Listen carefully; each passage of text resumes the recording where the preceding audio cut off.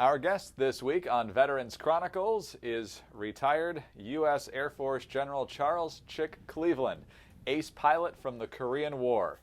He joins us at the 2015 American Veterans Center Conference. And General, thank you very much for being here.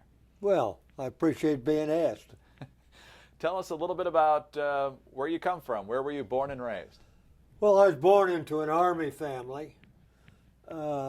My father was a lieutenant in the infantry, born in Hawaii, 1927, same year that Lindbergh crossed the ocean. I didn't know about it at the time, but then we moved from Hawaii to Fort Benning, Georgia, and my father died when I was 5 years old there, but I was imbued with the Army spirit. My mother, who was of course a widow after all those years, loved the Army. Actually, doing housework, she used to sing, "The caissons go rolling along." She sang that song, and I knew the words before I was in high school. Didn't even know what they were, but yeah, I grew up in a military-friendly family, and I got to go to a first-class high school in Albany, New York. My grandfather was a professor there. He was a professor of Greek, Latin, and French. And so my brother and I, my brother was also, well, we were both West Pointers, put it that way. And we grew up in a small town of Woodstock, New York, which is notorious now. Nobody knew about it when we lived there. It was just a little artist colony, about 1,500 people, maybe 2,500 during the summer, but I went to school there until it became clear that we being our three children, the sister, my brother, and I, needed a first-class education. So we moved to Albany, New York, and went to the Albany Academy. As I said, that's where my grandfather was a professor. My brother was 4 years ahead of me, and he graduated in 1941, I believe, and he got an appointment to the military academy, and he only went for, they cut the 4 years to 3 years because of the war. When he graduated in 1944, he went straight to Europe and was wounded in the Battle of the Bulge. And I remember all that. I remember visiting West Point. In fact, when I was in high school at the Albany Academy, I was kind of a basketball player, athlete, but basketball was my game. And I remember we went down and played the Army plebes in basketball. The Albany Academy team went down to West Point and played the plebe team. They beat us pretty good, but I scored 14 of the 23 points that that my team scored. But I knew about West Point. I wanted to go in the worst way. Of course, I wanted to emulate my brother, my big brother, who is still alive today. Wonderful man. And when it came time to choose our branches, when we graduated from the military academy in 1940, early 49, they asked us what branch you want to go to. And I was torn. I wanted to be an infantry officer like my father. My brother was smarter than I am. He was an engineer. But I had always been fascinated with airplanes. And I used to read all the World War I aviation magazines and see the movies. My mother even let me go see Jean Harlow in Dawn Patrol. Boy, that was something. I was just a kid, and but I read all the books, The Black Ace and Dawn Patrol, all the rest of it. And so when that time came to choose a branch of service, by that time the Air Force had become a separate service. 1947, it became a separate service while I was still at West Point.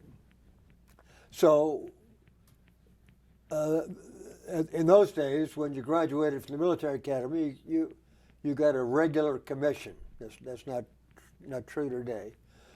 But the Air Force, who didn't have an Air Force Academy yet, wanted their share of West Point graduates to come in the Air Force. And so I put Air Force number 1, infantry number 2, artillery number 3. Well, luckily I ranked high enough in the class, not all that high, but high enough to get into the Air Force. And I never regretted a minute of it. I spent 35 years in the Air Force and loved every minute. No, almost every minute. I didn't enjoy getting shot at, but I love the Air Force and still do. And talk about the time between your graduation and your deployment to Korea. Well, when I graduated from the military academy, as I say, I was commissioned in the Air Force, went to pilot training, and after we flew the T-6 interstate, T-6 Texan, or the Brits call it the Harvard, but it was a monster to fly when you hadn't had any previous flying experience. But I did okay, and was sent to fighter training at Williams Air Force Base, flying F-80s. So when I graduated as a second lieutenant fighter pilot and assigned to Turner Air Force Base in Albany, Georgia, flying F-84Es, which I was totally thrilled with it. I checked out and flew it for a couple of years. We had a TDY tour to England, which lasted 7 months. Unfortunately, I left my wife behind, pregnant, barefoot, and totally broke. And I tried to send her back what money I could, but we got married at Turner Field in the chapel there, and so I flew F-84s from late 1950 to early 1952, about a year and a half. And the Korean War was going at that time, and I just felt that that's where I needed to be. I mean, the country had spent hundreds of thousands on me at the military academy. That was my duty to go, and I wanted to go. And I went as an 84 pilot, fighter bombers. When I got there to Japan, this was in February 1952, the F-84 pilots that we were supposed to replace had not finished their 100 missions. And the reason they hadn't was that they were getting the hell shot on them on their fighter bomber work, air-to-ground work, and the supply system from the States couldn't keep up. And so